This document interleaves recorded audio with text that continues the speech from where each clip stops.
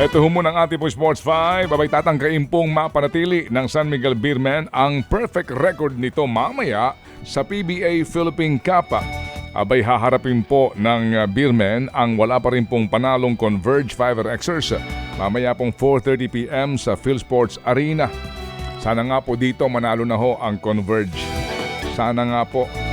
Pero tignan natin.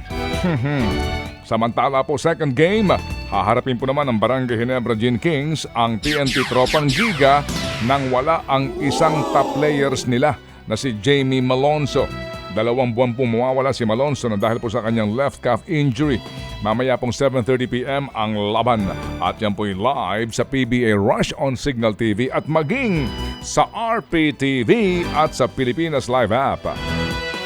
Samantala, nagtamo naman ng injury si Levanga Hokkaido guard Dwight Ramos sa laban nila ng Utsunomiya Brex sa Japan B-League. May orbital floor fracture o injury sa bandang eye socket si Dwight Ramos. Hindi pa alam kung kailan makakabalik ng Gilas, Pilipinas o kung kailan makakabalik ang Gilas Mainstay. May 6 na laro lang ang Levanga bago tuloy ang isara ang kasalukuyang B-League season. So ano ito na Siko? Sana nga po ay hindi ganun kalubha ang kanyang injury ha. Hindi humuna sinagot ni Golden State Warriors guard Klay Thompson ang mga tanong tungkol sa kanyang future sa koponan. Nakatagda ho kasi maging free agent si Thompson pagkatapos nga po ng kasalukuyang season.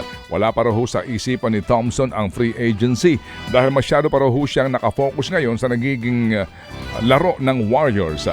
Nauna pong inihayag ng long-time teammates niyang sina Steph Curry at Draymond Green na gusto pa nilang makasama si Klay sa susunod na season. Ito rin po ang sentimiento ng coach nila na si Steve Kerr. Nito ho lamang ay nalaglag ang Warriors sa play-in tournament matapos matalo sa Sacramento Kings. Ted Filon at DJ Chacha ngayon nasa Radyo 5 92.3 News FM Monday to Friday 6 to 10 a.m.